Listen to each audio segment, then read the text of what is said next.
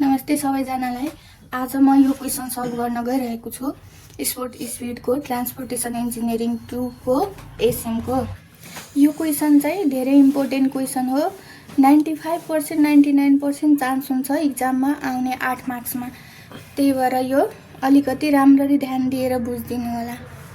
यसमा क्वेसन के छ भन्दाखेरि the following are consolidated data of spot speed observations plot speed distribution and cumulative speed distribution curve and determine the के भनेको छ 5 वटा dispersion speed to check geometric features speed causing congestion अनि median speed अनि modal speed. यसमा चाहिँ हामीलाई यो डाटा चाहिँ दिएको हुन्छ स्पिड को रेन्ज दिएको हुन्छ किलोमिटर पर आवरमा अनि नम्बर अफ भेहिकल अब्जर्भ दिएको छ।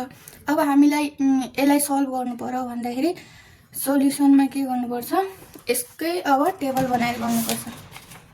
सुरुमा हामीलाई स्पिड रेन्ज दिएको छ स्पिड रेन्ज किलोमिटर पर आवरमा छ कति दिएछ भन्दाखेरि 0 देखि 10 10 देखि 20 90 देखि 100 सम्म दिएछ। अब हामीलाई यसको के गर्नु पर्यो भन्दाखेरि पहिला मिड स्पिड निकालिहाल्ने। मिड स्पिड किलोमिटर पर आवरमा भनेपछि यसको मिड निकाल्ने 10/2 भनेपछि कति हुन्छ यो 5 10 + 20 / 2 भनेको कति हुन्छ 15। यसै गरी यिनीहरू सबैको मिड स्पिड निकाल्ने। अनि त्यसपछि के गर्ने भन्दाखेरि अब फ्रिक्वेन्सी हामीले कति दिएकै छ क्वेसनमा फ्रिक्वेन्सी हामीले कति दिएको छ यसको फ्रिक्वेन्सी एफ दिएछ कति भन्दाखेरि 12 18 अनि 9 यो चाहिँ हामीलाई क्वेसनमा दिएको छ। अनि अब हामीलाई चाहिँ के निकाल्नु पर्यो भन्दाखेरि पर्सेन्टेज फ्रिक्वेन्सी निकाल्नु पर्यो। फ्रिक्वेन्सी दिएको छ अब यसलाई हामीले पर्सेन्टेज फ्रिक्वेन्सी निकाल्नलाई यो पुरैलाई पहिला के गर्नुपर्छ सम गरेर लेख्नुपर्छ।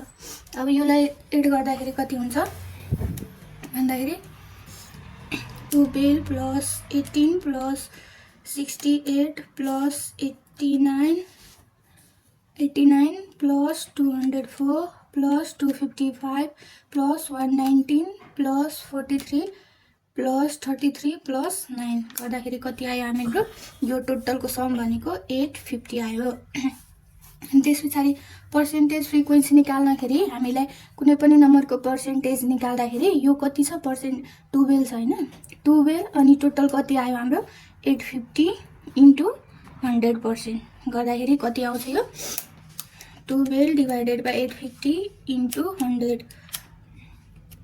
100 1. यो कति आयो 1.41।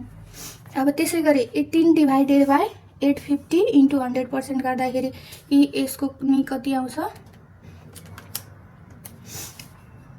2.1 11 आएको छ राउन्ड अप गर्दाखेरि 12 लेख्दा हुन्छ। अब 68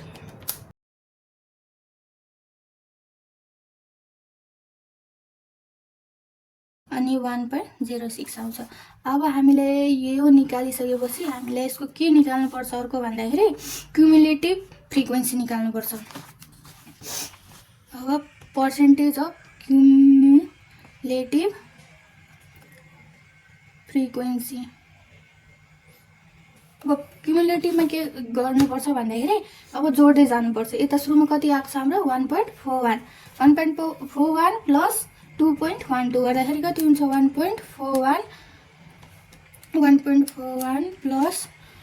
2.12 कति आयो 3.53 अनि +8 गर्दाखेरि कति आयो 11.53 अनि +10.47 गर्दाखेरि 22। यसै गरी यो जोड्दै जाने हो 22 पछि यसको 22 मा 24 एड गर्दा 46 अनि 76 अनि यो एड गर्दाखेरि 90 90 + 5.06 भनेको 95 5.06 प्लस 3.88 गर्दाखेरि 98.94 अनि प्लस 1.06 गर्दाखेरि 99.9 समथिङ आउँछ। यो भनेको कति हुन्छ हाम्रो, यसलाई 100 लेख्न पाउँछ।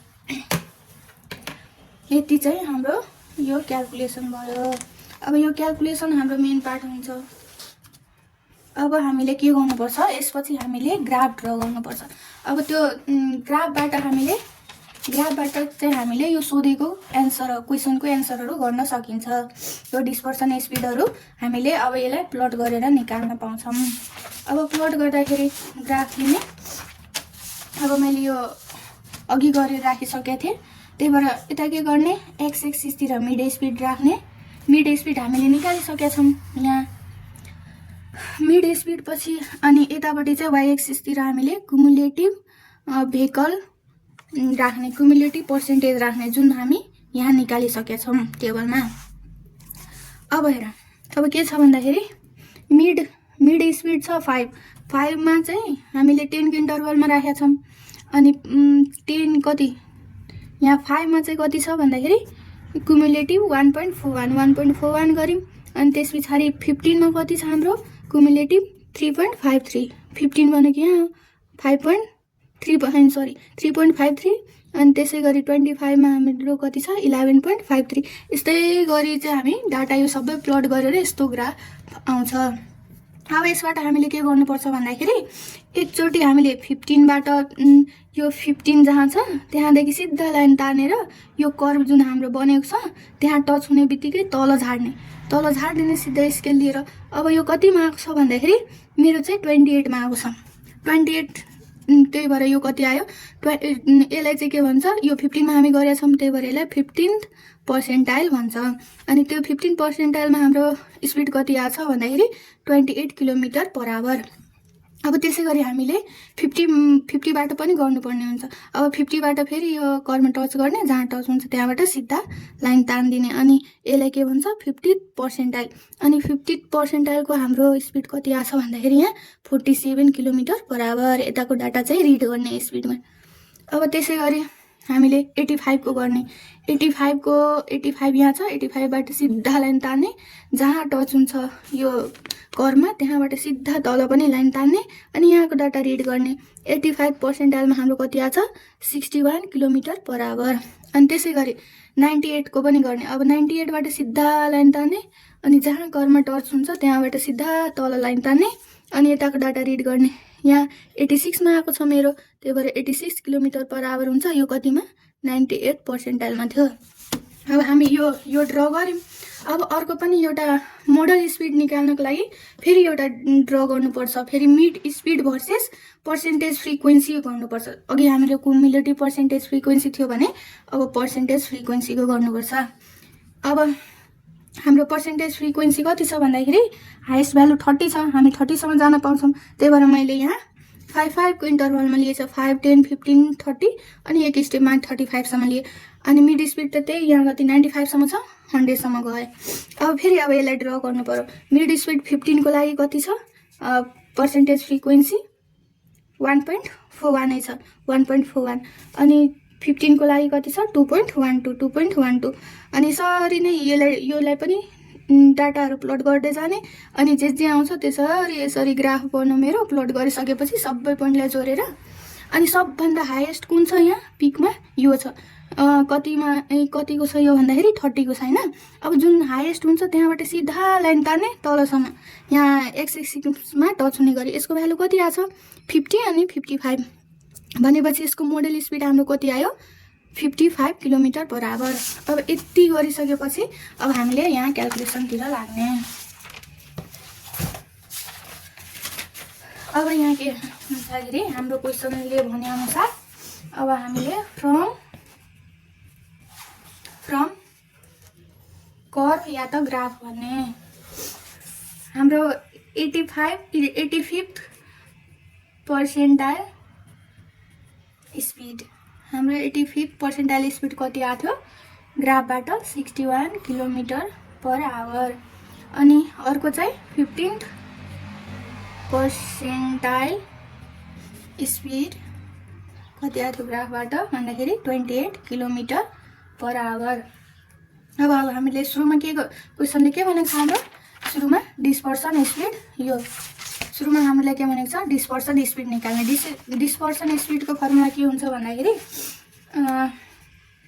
डिस्पर्सन स्पिड इक्वल्स टु के हुन्छ भन्दाखेरि हाम्रो 85 पर्सेन्टाइल माइनस 15 पर्सेन्टाइल गऱ्यौँ भने त्यसको स्पिड आएको त्यसले हामीले के दिन्छ डिस्पर्सन स्पिड भनेपछि हाम्रो 85 को भ्यालु कति आएको छ speed 61 kilometre per hour minus 28 kilometre per hour. यो माइनस गर्दाखेरि कति आउँछ भन्दाखेरि 31 किलोमिटर पर आवर आउँछ। अब सेकेन्डमा के भनेको छ भन्दा हाम्रो क्वेसनले सेकेन्डमा speed to check geometric features geometric feature check गर्नलाई चाहिँ हामीले के गर्नुपर्छ भन्दाखेरि 98 मा हाम्रो कति भ्यालु आएको थियो ग्राफबाट 98 मा हेर्ने स्पिड चेक गर्नलाई 98 पर्सेन्टाइल ड्र गर्ने यो ग्राफबाट अनि त्यसको कति भ्यालु आउँछ त्यो नै चाहिँ हाम्रो के हुन्छ भन्दाखेरि जियोमेट्रिक फिचर हुन्छ speed to check geometric feature. अब त्यो कति आएको छ speed to check geometric feature equals to हाम्रो के हुन्छ 98 पर्सेन्टाइल स्पिड जुन हाम्रो कति आयो ग्राफबाट 86 किलोमिटर पर आवर। अनि थर्डमा के भनेको छ भन्दाखेरि हाम्रो स्पिड काउजिङ कन्जेसन भनेको स्पिड काउजिङ कन्जेसन भनेको के हो भन्दाखेरि 15th पर्सेन्टाइलमा जुन ग्राफबाट हाम्रो जुन भ्यालु आएको हुन्छ त्यो स्पिड त्यसलाई नै हामीले स्पिड काउजिङ कन्जेसन भनिन्छ। भनेपछि यसको के हुन्छ speed causing congestion equals to हाम्रो के हुन्छ 15th पर्सेन्टाइल स्पिड जुन हाम्रो कति आछ 28 किलोमिटर पर आवर ग्राफबाट। अनि फोर्थमा हामीलाई के भनेको छ भन्दाखेरि फोर्थमा हामीले मिडियन स्पिड भनेको छ। मिडियन स्पिड भनेको के हो मिडियन स्पिड भनेको 15th पर्सेन्टाइलमा जति स्पिड आएको हुन्छ त्यो चाहिँ हाम्रो मिडियन स्पिड हुन्छ। Median speed equals to 50th percentile speed जुन कति आएको छ हाम्रो 50 मा कति आएको छ 47 kilometre per hour 47 kilometre per hour. अनि 5 मा लास्टमा हाम्रो के छ मोडल स्पिड